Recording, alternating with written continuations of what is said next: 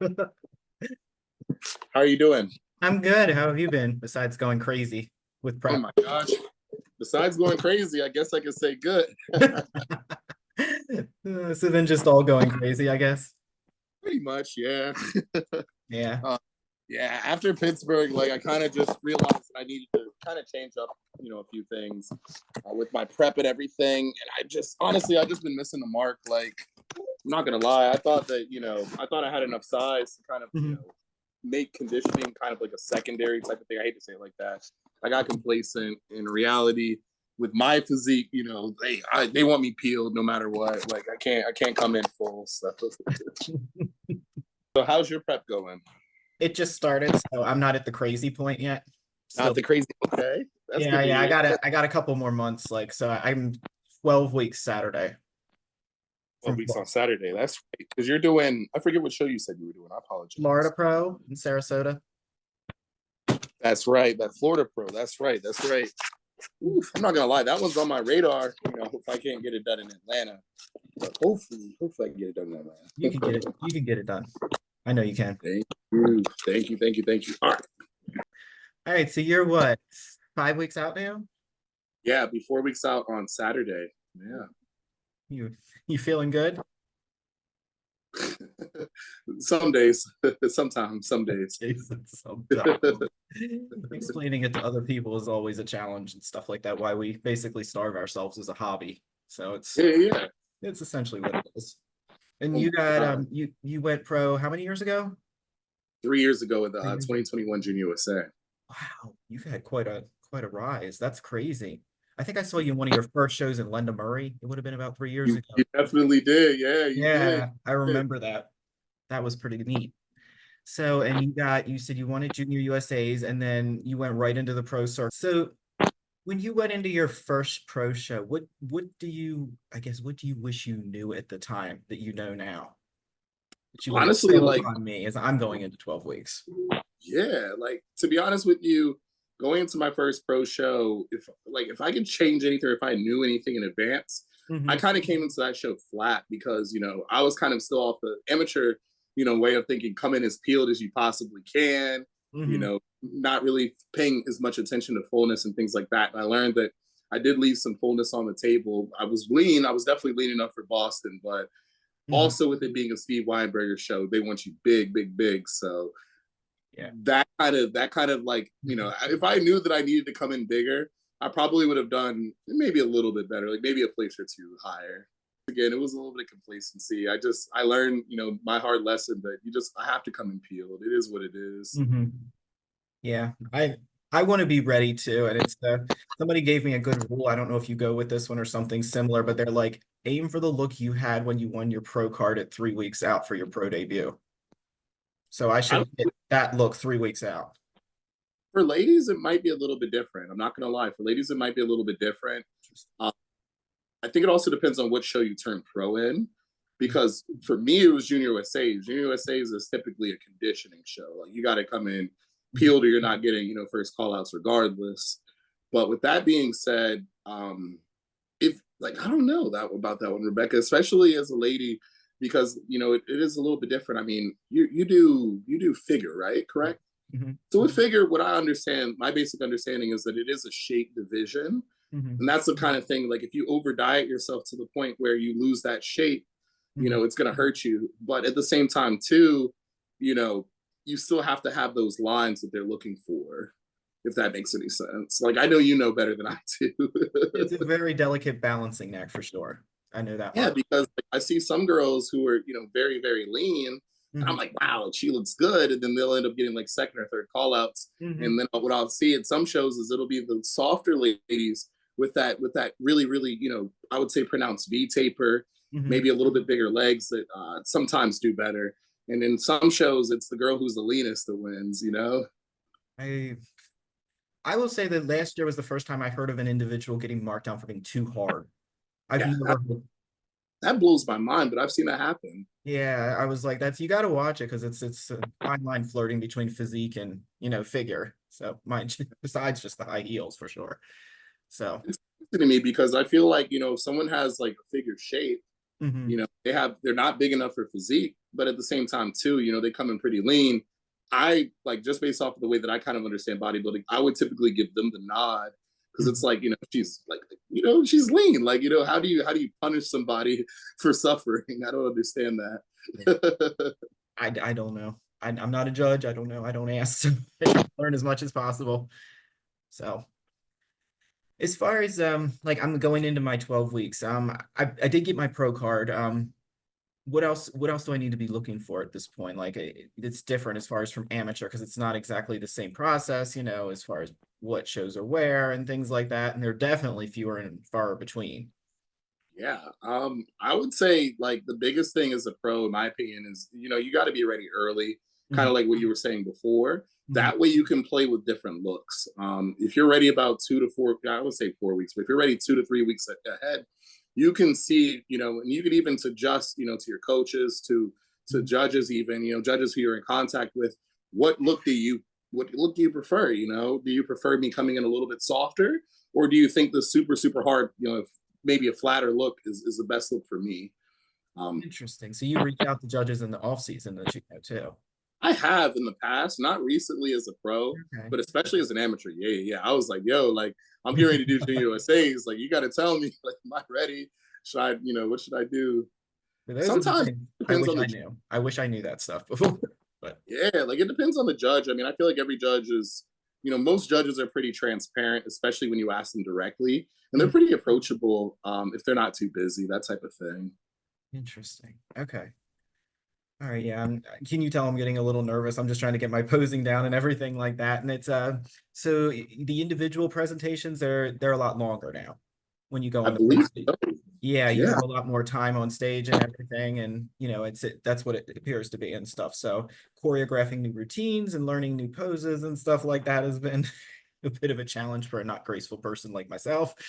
So, but Just get really, really comfortable posing. Like, I mean, Mhm. one thing that I heard Steve Weinberger say, I've been, studying my own posing like very, very hardcore lately, is he Right. says you should be posing 45 minutes a day, period. Like, yeah, like 45 minutes a day. And I think that's for every division. Even in figure, you should be practicing those quarter turns and, Mhm. practicing your best shots 45 minutes a day on average. And are you doing that year round, or is it that just kind of ramp up when you get like within the 8 to 12 weeks out range, or Let's say at least at 16 weeks out. You gotta start. okay, I got to get rolling then. Yeah, but in Um, reality, I mean, especially in classic, like we have a little bit more focus on posing, I would say, than any other division, respectfully. With us, like if you're not posing like that in the off season, you're gonna have to play a lot of catch up during the season. yeah, that vacuum pose you guys do, I stare in awe. I'm like, wow, that's a lot right there. And I think I read recently on Instagram you were practicing your vacuum more. Did you say you increased that? Yeah. So one of my issues going into the season, the focus has always been get bigger, get bigger, get bigger, get bigger, get bigger. So what did I Right. do? I got bigger. What happened? I actually have an umbilical hernia that I was born with, and that was never an issue. People would sometimes say, "Okay, like he's got a block of your waist because of that," Mhm. but nonetheless, it was never an issue on stage up until this year when I came in a lot bigger to the Tri City and to the Pittsburgh shows this year. Okay. And long story short, like, in my transitions, my stomach would like kind of just protrude just a little bit, just a tiny bit. But at the end of the day, when everybody else has got that super, super tight waist, kind of, Mm. vacuum sealed to the belly button, as they say, it kind of stands out a little bit. Yeah, I mean, I wouldn't have noticed, but if the judges said so, I believe them. So, Yeah, they kind of just they want me to. Well, number one, I think is that they want me to be leaner, which mhm, I don't disagree with anything the judges say. They want me to be leaner. I'll do that. No mhm, questions asked. And then they also just want, like I said, just a little bit better of that abdominal control. mhm, That's a new thing, actually, believe it or not. Like that really wasn't, a hardcore rule that they kind mhm. of had up until this year. But this is the first year where, if you look at the rules, it specifically says that competitors will be marked down if they have abdominal distension. Oh, wow. Okay. Interesting. And then that's just for classic, or is that because I've heard like control your breathing. That's been hammered on me, but I never to All that extent. That's for all divisions. I mean, I think in bodybuilding, that's usually where they're the most lenient with it because they're just so massive. Hmm. But nonetheless, I mean, in classic, yeah, you should. I mean, I've learned my lesson the hard way. You know, if they see that stomach relax even for a second, you know, that could cost you placings. And then I would say that, you know, as you move into the other divisions, you know, the ladies divisions, and of course, you know, men's physique, it's gonna hurt you a lot. Like I feel like that might take you out of a whole call out. It could, yeah. It's not a good look anyway. Losing your stomach on stage is not a good look for sure. No, no, So, no. so that's been the big things you've been working on, is getting leaner, getting more size, all the magic potion here, and holding your stomach in and gluing it to your backbone and things like that. All of those things. And It's cool because, like, I mean, I do think, like, from the judges' feedback, like, I do have enough size now. So that's not necessarily the issue, which it's like I came full circle, you know. It was always get bigger, your conditioning's fine, get bigger, your conditioning's fine. And now it's, hey, now that you're big enough, get leaner because your conditioning could be better. like, oh, here we go again. So Yeah. you'll get it this time. It'll be the perfect balance. So Thank you very much. Thank you. Yeah. definitely will. Very dedicated for this one. Yeah, I know. I'm excited for everybody too. We're in full season and everything like that. And the one I'm doing is the last one to qualify for the Olympia that year. So I'm like expecting everybody's gonna be there. That's the last show for you guys? I believe so, yeah. Or at least the one I can get to. Yeah. It's right around September 7th, so it's not too much. Yeah, the 7th. Wow. That, I guess that's true because San Antonio would be next year, right? The week after. I want to say, yeah. Yeah. I wasn't trying to be traveling though. That's a headache and a half to fly on an airplane when you're in prep. So oh my gosh. Yeah, you're right about that. Yeah. Anybody who's flying, I say, you know, fly out. Don't fly the day of the show, the day of weigh. Never do that. I've done it before. I got lucky the few times that I have, but I don't recommend. I did not get lucky. Did not. I don't water when I fly or anything like that. So thankfully for me, I've never really had an issue with that. But you know, there's a lot of people, like my fiance included. She'll hold water. You know, she doesn't compete, but she'll hold water from the flight herself. Oh yeah, for sure. I don't know if it's the ladies more or anything, but I tend to think it is more so the ladies than guys.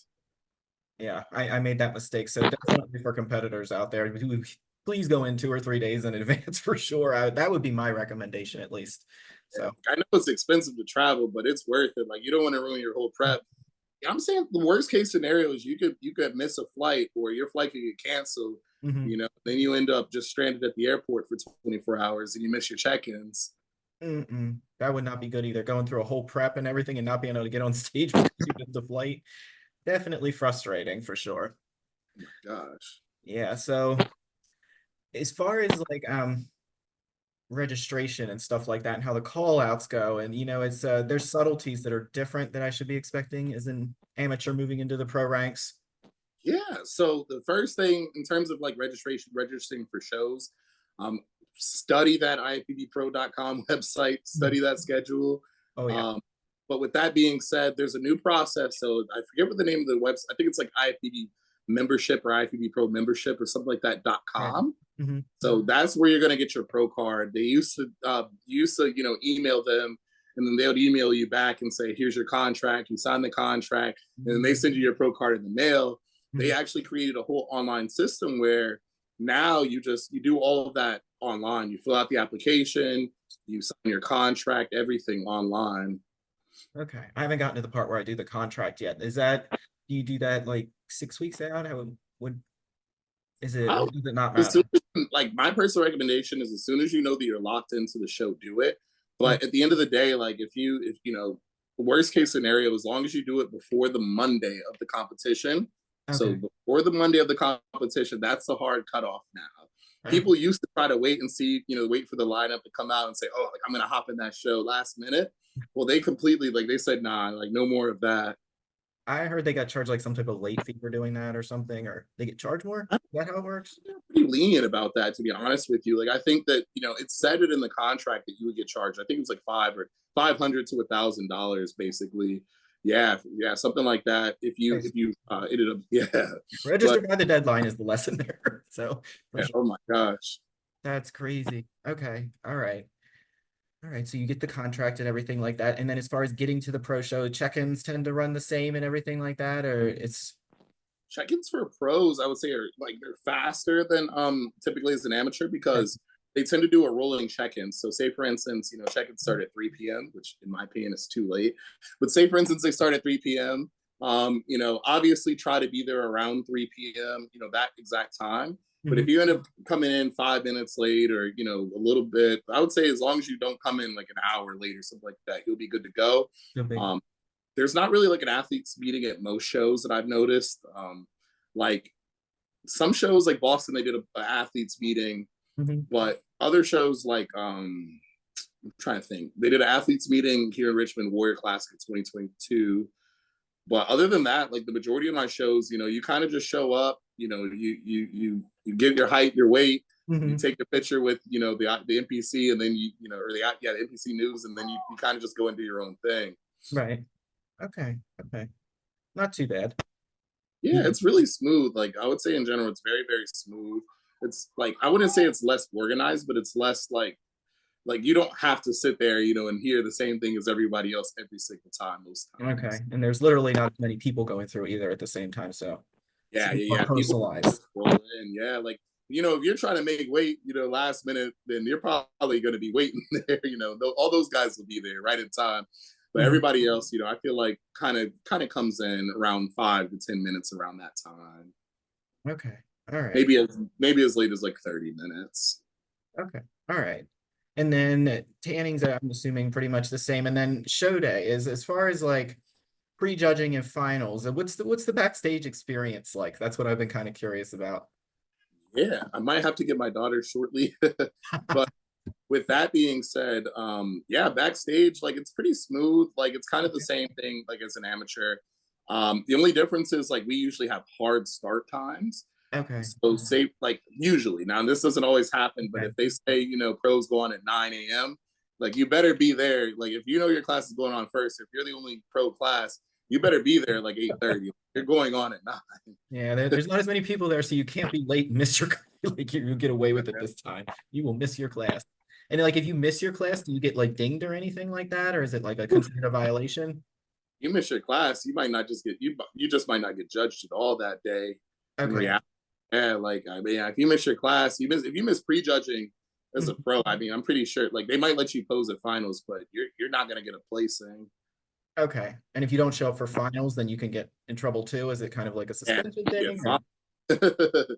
Like I don't know if they're gonna start doing it, but there's been a few people who've missed finals, Mhm. for various reasons, mostly health reasons, I would say. But like Okay. if you get a doctor's note, my understanding is that you're good to go. But if you don't, like you could be liable to, $1,000. Yeah, that's also not a good look. It's kind of tacky to miss finals when you get a pre. Oof. I don't recommend it for anybody, even as an amateur, show up to finals. I know it sucks. Like I've been in that position. I've been last call outs and still had to go and hey, Jared Keys, number 6. Hi guys, I suck. Bye. I get that feeling it sucks, but at the end of the day, it's what professionals do. It's the right thing to do. Yeah, and it is hard. You put a smile on your face and you just act like a pro that you're supposed to be, and even though you're irritated inside a little bit, maybe just Yeah. okay. Nah. Uh, I'm not lying. Like it sucks. Like you sit there, you're like, I don't even want to go to finals. Like I didn't do good today. I didn't get the look that I want. And then but at the end of the day, like I do believe that it reflects on you and the people who it does. support you and everything if you don't show up. Yeah, I agree. Like when I first started competing, I was immature at first, and it was like my first show was like 12 years ago or something like that, and I was not happy with the results and didn't take it well. So then I look back on it, I was like, oh, that was pretty petty and childish to act like that. Let's not do There's been a few times like where I'm just like, you know what, like I really, really don't want to go, and I'm like talking myself at the last second, just like, that. I just go, wave, shake your hand, like shake people's hands, and then go home. Mhm. It is, yeah. I think sometimes a lot of people don't realize what an adrenaline rush it is leading into a show and then the crash that comes after the show and that post-show blues. It's wild. And if you're processing negative emotions along with it, it can take a few days to kind of settle yourself back down. That's what I found. So Yeah, I kind of feel the same way. I mean, especially like where you don't necessarily see why you place the way that you did at first. Hmm. You know, for me, it takes a lot of processing, and I have to be very objective with myself, like straight up, like, you know how it is. After prejudging, you usually know if you're going to do well or not. So right after prejudging, I'm already like, okay, what did I do wrong? Like, it's definitely my fault. Like, I just automatically tell myself that. That way I don't get to the negative cycles of, oh, like the judges didn't like me. None of that BS. Yeah. I just automatically say, you know what, I did something wrong. I missed the mark. It's something I did. Or it could be an honest mistake too. Sometimes it takes a little while to learn your body. Something reacts to stress differently. Like, the temperature, so many things can affect how your physique looks that day. It's can be out of your control. You're right. You're absolutely right about that. But I mean, for me personally, like usually like my variables are pretty controlled. Like I'm not gonna lie, like my body doesn't change too much unless I intentionally do something. So like for instance, my past two shows, I can't say, oh, I was holding water or anything like that. It just wasn't lean enough. Like I should have dieted harder and longer. Okay. All right. So you worked with your coach and got tweaked some things and stuff like that. Yeah, I'm actually self-coached, but yeah. I did not know that. Yeah. That I've is been cool. my whole pro career actually. Okay. So you have people like help you out and look at you and stuff like that and give you feedback. And it's quite remarkable. You juggle two kids and a fiance and work and everything with prep and everything. So definitely no excuses right there for sure. Oh, it's hard to have excuses, that's for sure. Yeah, you go on stage, nobody cares at that point. So You're absolutely right. That's the hardest part. I mean, I it think is. it's being a pro is that we do still have to, support ourselves. We have to support Mhm. our family. I mean, it's unfortunate. Like, I'm trying not to be cynical about it, but respectfully, like when people ask me, if I'm a pro, like I say yes, but Mhm. deep down, like I don't really feel like a pro yet. Like I really don't because, you Mhm. know, I don't make all the money that I need to make from doing this. It costs me Mhm. money, to do most of this. Yeah, it's very expensive sport, and you not at least for the amateur shows, I would tell people, I'd be like, be prepared to spend about 2,500 to 3,000 per show. If you have to travel, it's going to be even more. As a lady, yeah, I mean, and that's It's the unfortunate crazy. part is like you ladies, you guys end up having to spend a bit more than us guys because you guys end up, having to do hair and makeup and suits and shoes and jewelry, all of that kind of stuff. Oh, I I have know. a lot of respect for, the ladies that do this. Like it's not any easier, that's for sure. Oh, I know. What's going on with call outs and stuff like that. And you kind of do have an idea after prejudging how you're doing, but there's a little bit of a difference with the call outs as far as like there's the last call out and then there's like confirmation rounds I've heard of. Yeah, like the sequence of the call outs. That's a great point. So typically when you go on stage, the first time that you walk on stage, you're either going to do an individual or they're Right. going to do like just basic comparisons. And with Okay. that, obviously, there's not really any moving around. Hmm. You go on stage, maybe you hit your individual, then they call you out. They don't call you out, excuse me. They bring you out in groups, Hmm. just plainly based off of your name. Right. And they kind of just have you do quarter turns, or poses even. Then from that point on, that's where the call out starts. So they'll bring everybody back out the stage. Hmm. If it's a bigger show, they might have, people hang out backstage and then call them on. Okay. But the first call outs, as you know, is going to be, typically your top 5 to top 7 to even top 10 Hmm. competitors. I've seen as high as 9 or 10 in the Hmm. first call out. Yeah, it's pretty crazy, but bigger shows, they tend to do that. They'll move you around. Obviously, you know how the basic rules work, but I'll say it for everybody who might not know. If the closer you are to the middle, typically the better that better that you're doing. Usually. So when they do like odd numbers and you're the person in the middle, chances are you're going to win that show. And if they do even numbers, typically the two people in the middle, that those people are going to be top 2. Usually they'll have those people run through their poses. They'll move people around. They'll Hmm. start, comparing each other against each other, comparing competitors against each other. Okay. Then from that point on, they'll usually either send off some people or they'll go straight into the second call out. So what I mean by that is, after they get done comparing that initial larger group of like 5 to 10 people or so, Hmm. what they'll do is they will call out the second group of people. Those are your second call outs, your third call outs, your fourth call outs. Hmm. After that, what they'll typically do is they'll call out, maybe the top 2 or 3 competitors, Okay. that they saw from that first call out. So that's like what we call the final call out. Okay. Yeah, with the final call out, usually I think it's a little bit for the fans, but it's also for the judges too, to kind of just really, really lock in their picks and make sure that they're making the right decision. Right. And then from that point on, usually, the first one, the first two or three people that they send off that group, that final call out, they're pretty locked in at that 1, 2, 3 spot. Okay. And then they confirm them in the evening in the finals. Yeah, confirmation round. So Okay. in finals, what they'll do is typically, I think like the top 10 will do their routines if you have routines and things like that. And then after that, they will call out, usually the second group first, or the last group first, Right. if they're going to, do finals confirmation. So it'll be those people that are fighting for that 5th to 10th spot, that they'll call out for confirmation.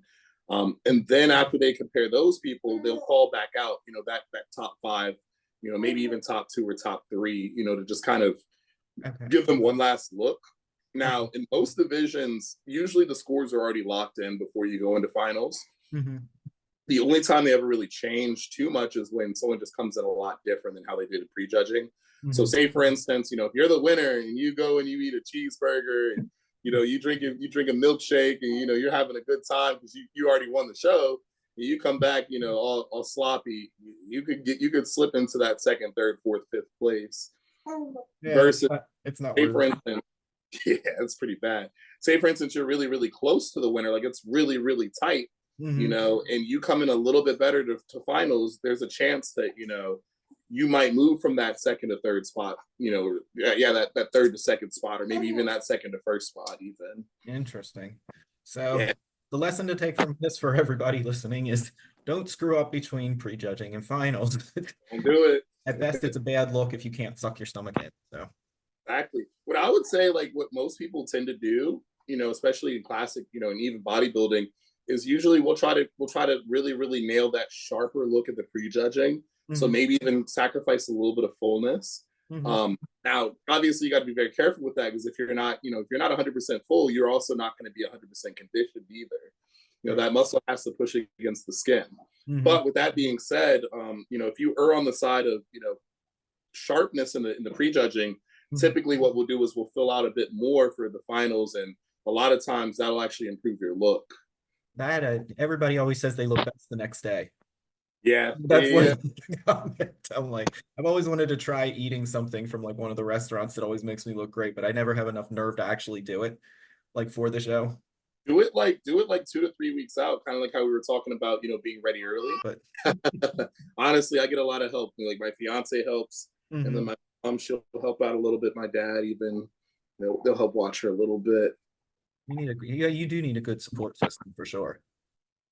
Support system is so important, especially if you choose to have kids while you compete. Mm-hmm. Like there's no way. There's no way. I just have to give it to you because you have that food in the house that you can't. I don't know how people do it.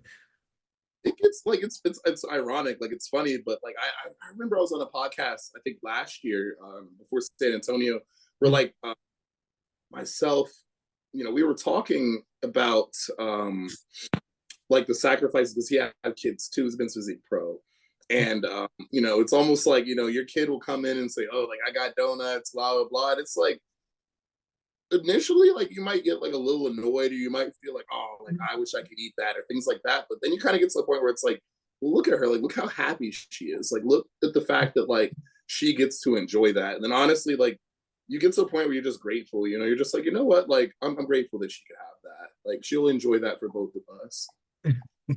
That is a very positive spin on that particular situation. It takes time though, don't get me wrong. Like there's times where I walk in and like Stacy's eating like a cookie or something, I'm just like, oh, I wish you weren't eating that. There's the hangry days roll in. I don't know. It's just some people have told me stuff that's kept in their house, and there's like brownies and cookies and stuff everywhere. I'm like, I don't have that kind of willpower. We don't keep it in the house here. So. But I'll do like if I know it's something that I want, I'll usually like put it away or put it out of sight. I'm not gonna lie. Mm-hmm. I'm at the point now where like I don't cheat. I don't cheat on my diet or anything like that. Especially being self-coached, like it makes it kind of easy because it's like, okay, well, when is my next refeed? I don't have to like wait for a coach to like see if like maybe next Monday or something like that. Like if I want to refeed on Monday, I'm gonna bust my ass so I can get that refeed on Monday. that is nice. So that is very helpful, at least.